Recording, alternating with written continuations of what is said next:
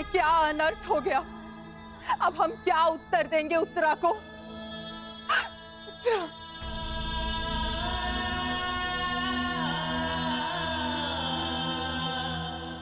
क्या अनर्थ कर दिया अश्वत्थामा ने।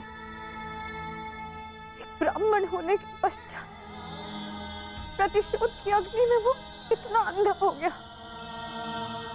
एक शिशु पर ब्रह्मास्त्र चलाने से पूर्व उसे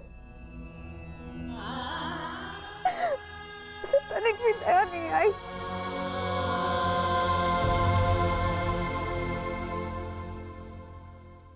क्षमा कीजिए महाराज, किंतु हम शिशु नहीं बचा सके।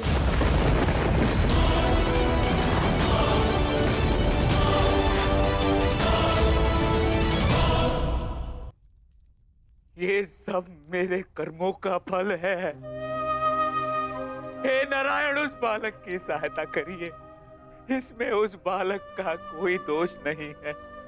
हे नारायण, सहायता करिए। माधव,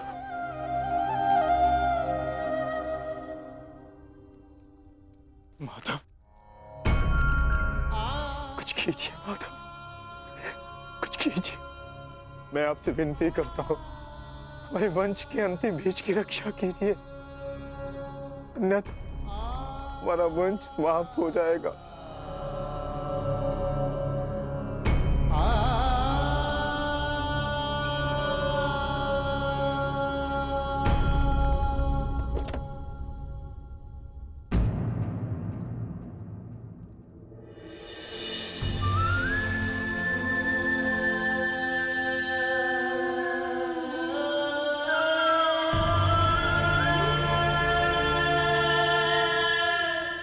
ब्रह्मास्त्र विफल नहीं जा सकता याज्ञसेनी।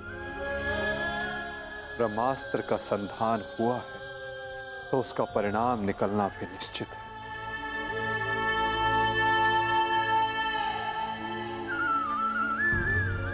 क्या यही धर्म स्थापना है माधव? इस अजन्मे शिशु का क्या दोष जो इसे भी अधर्म का मूल्य अपने प्राण देकर चुकाना पड़ा?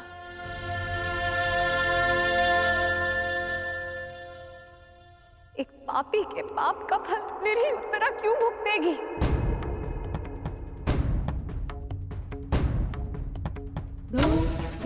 माधव, वो तो इस युद्ध में सम्मिलित भी नहीं थी, परंतु इस युद्ध में उसने अपना सब कुछ खो दिया। अपने पिता, अपना भाई, अपना पति और अब अपना पुत्र।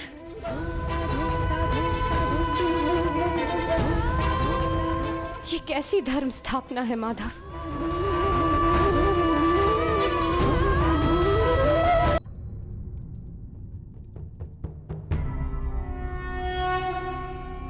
यदा यदा हि धर्मस्य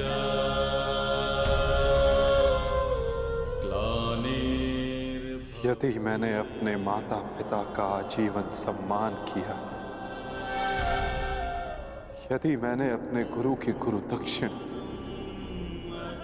संपूर्ण मन से दी, यदि मेरे जीवन का हर कार्य का उद्देश्य शुभ रहा है,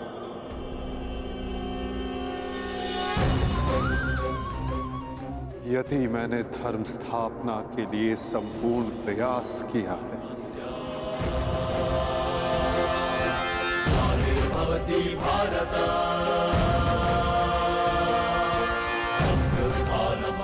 तो ये बालक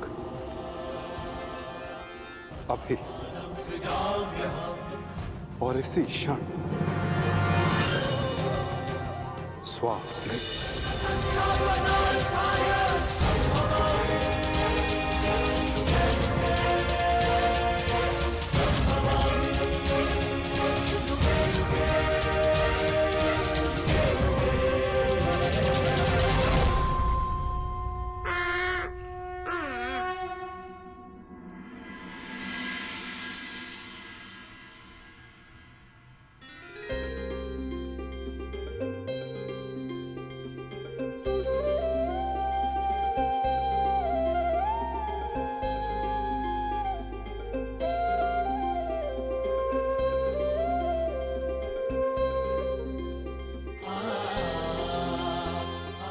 अपने जीवन की सबसे कठिन परीक्षा में सफल हुआ है ये बालक। ब्रह्मास्त्र की कठिन परीक्षा में खरा उतरा है ये बालक, जो धर्म स्थापना का मुख बनेगा।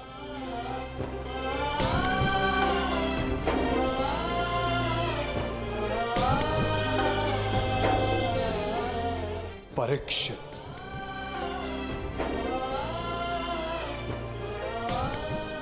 हाँ याज्ञसेनी, इस बालक का नाम परीक्षित होगा। विशाली, विशाली, विशाली, विशाली, तू थी विशाली?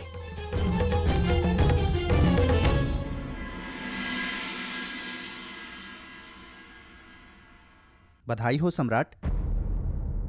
देवी वृषाली माता बनने वाली हैं।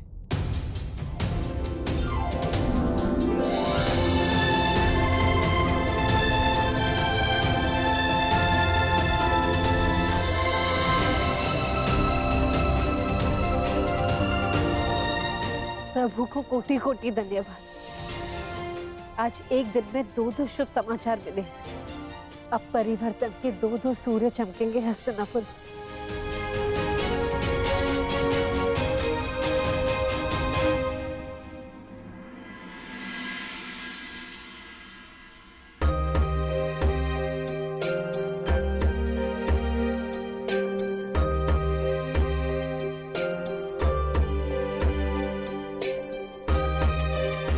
परिवर्तन का नया युग प्रारंभ हुआ है वृषाली। प्रसन्न हो जा कि सूर्य पुत्र को तर्पण देने वाला इस संसार में आने वाला है।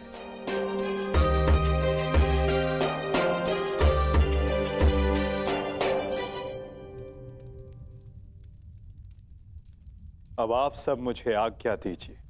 नहीं माधव, इतनी शीघ्रता की क्या बात है? परीक्षित के 6वें संस्कार तक रुक जाइए। द्वारका प्रस्थान करने का समय आ गया है पार्थ।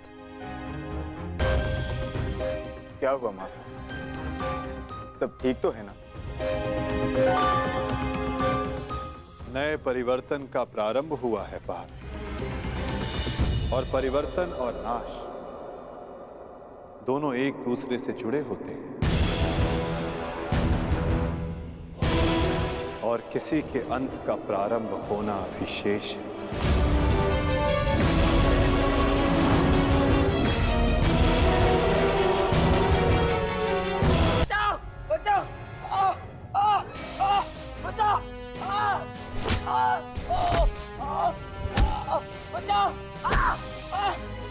मैं तेरा अंत कर दूंगा। जानता है मैं कौन हूं? मैं हूं इस द्वारिका का भविष्य। सांब!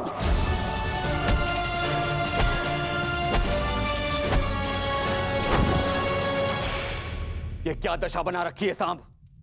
दिन प्रतिदिन तुम्हारा व्यवहार अशुभनीय होता जा रहा है। संभालो स्वयं को।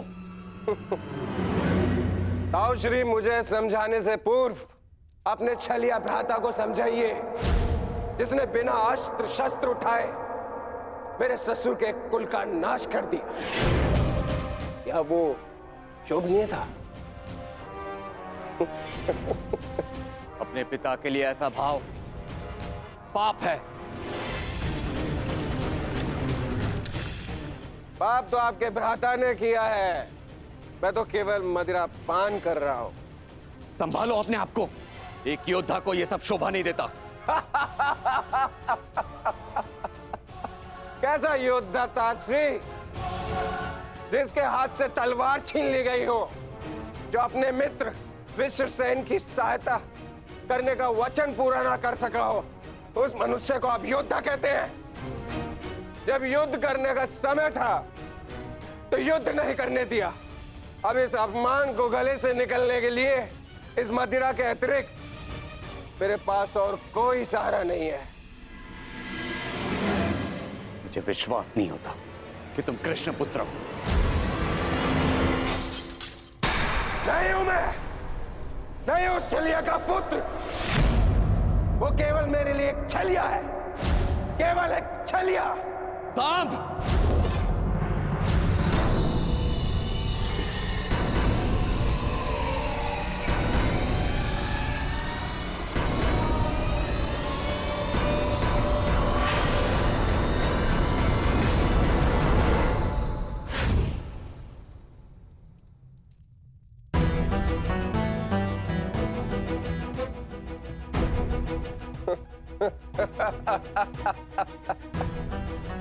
आइए आइए आइए द्वारिकाधीश, आइए।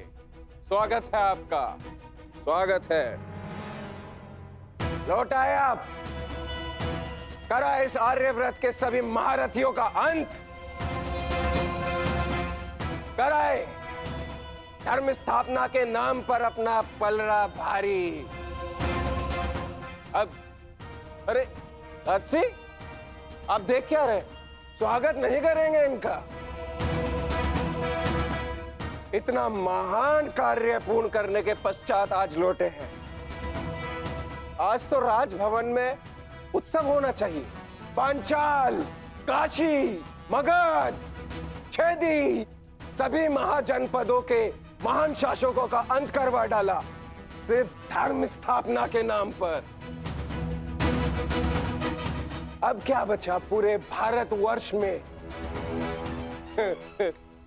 पूरे भारतवर्ष में सिर्फ दो महान राज्य। पहला द्वारिका, दूसरा हस्तिनापुर।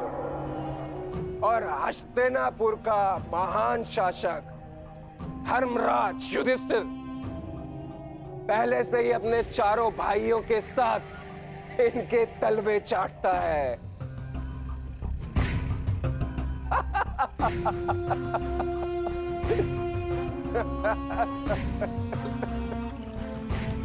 बधाई हो, बधाई हो वासुदेव, बधाई हो। आप अपने उद्देश्य में सफल हुए। जीत गया द्वारिका महाभारत। परंतु आपने भी मूल्य कुछ कम नहीं चुकाया। हमारी 7 औक्षणी सेना का अंत करवा दिया। क्या मिला आपको हमारे वीर सैनिकों का अंत करवा कर? क्योंकि आपने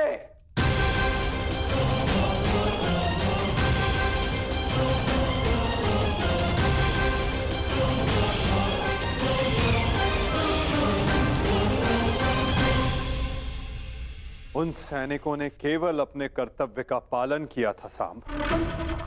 युद्ध लड़ा, अनेकों को मारा और स्वयं वीर गति को प्राप्त हो गए। उन्होंने तो स्वर्ग की सीढ़ियां पा ली सांब। परंतु तुमने अपने साथ क्या किया है पुत्र? तुमने तो स्वयं के जीवन को ही नर्क बना डाला है। तुमने वचन दिया था ना दुर्योधन और लक्ष्मण को कि महाभारत के युद्ध में तुम नारायणी सेना का नेतृत्व करोगे। तो क्यों नहीं बचाया अपनी सेना को? क्यों छोड़ आए अपने मित्र को अकेला युद्ध में? क्यों साथ नहीं दिया अपने मित्र का साथ? केवल अपने प्राण बचाने के लिए? यदि मैं अपने मित्र की सहायता नहीं कर सका तो केवल आपके कारण।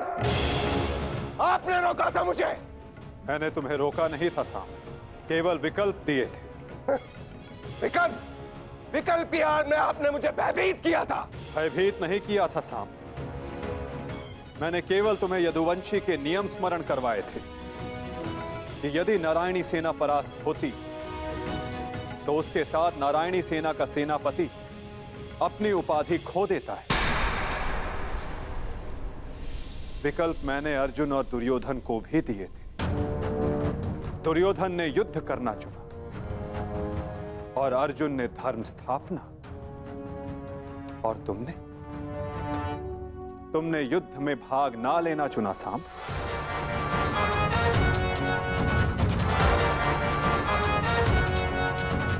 कदाचित यदि तुमने अपने मित्र वीर ऋषसेन को उस युद्ध में प्रदर्शन करते देखा होता तब तुम्हें ज्ञात होता कि वीरता की वास्तविक परिभाषा क्या होती है सांब। यदि तुमने अपने प्राण उस युद्ध में गवा दिए होते तो आज मेरा सर गर्व से ऊंचा होता। किंतु नहीं, तुम तो मदिरा के मद में स्वयं के जीवन को धीरे धीरे करके मार रहे हो। लज्जा आती है तुम पर सांब, लज्जा आती है।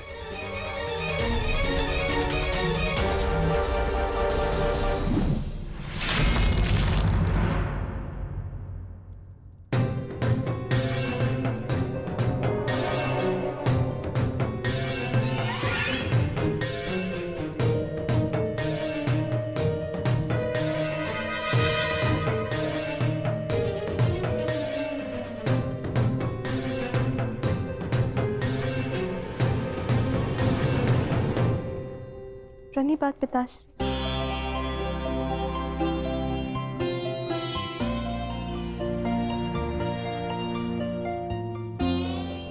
पिताश्री मैं क्षमा। लक्ष्मणा, इतनी लंबी यात्रा से आया हूं पुत्री, भोजन नहीं कराओगी? जी पिताश्री।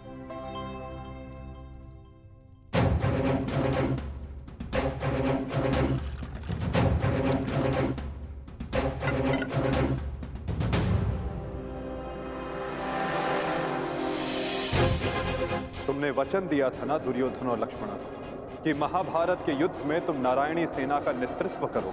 क्यों छोड़ आए अपने मित्र को अकेला युद्ध में? क्यों साथ नहीं दिया अपने मित्र का साथ? केवल अपने प्राण बचाने के लिए? यदि तुमने अपने प्राण उस युद्ध में गवा दिए होते तो आज मेरा सर गर्व से ऊंचा होता। लज्जा आती है तुम पर साम, लज्जा आती है। अपने क्रोध को शांत करो साम। कैसे करूं मैं खुद को शांत? पिता होकर सदैव मेरा मस्तक दूसरों के सामने झुकाता है, और आज भी तो यही किया उन्होंने। लाओ, मुझे दो मित्र।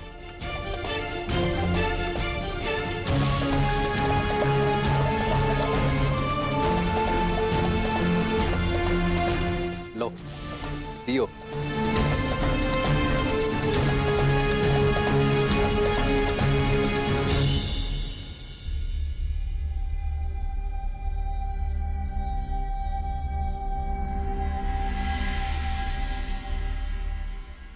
भोजन आराम कीजिए पिताश्री।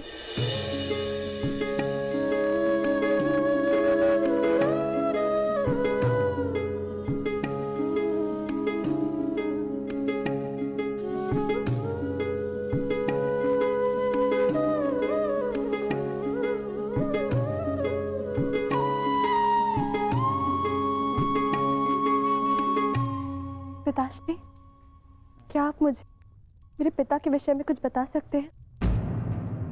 युद्ध में क्या हुआ था?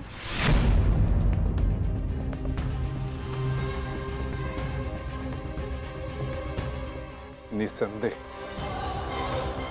तुम्हारे पिता एक वीर और कुशल योद्धा थे पुत्र, और उन्होंने युद्ध में अलौकिक साहस दिखाया। निश्चित रूप से तुम्हारे पिता से बड़ा गदाधारी इस संसार में और कोई नहीं था पुत्री।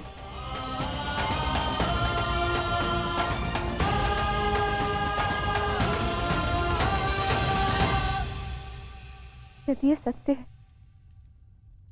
तो उन्हें ये संसार छोड़ के क्यों जाना पड़ा पिताश्री? हमारे कर्म और हमारे चयन हमारी नियति निर्धारित करते हैं। कुछ भावों में और कुछ वस्तुओं में अधर्म का वास होता है।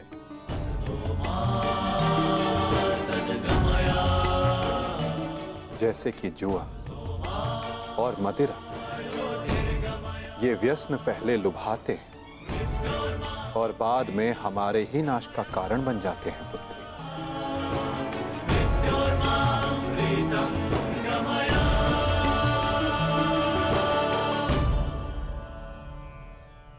लो मित्र, पियो।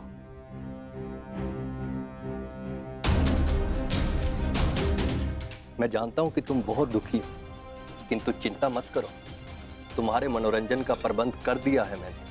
कैसा मनोरंजन?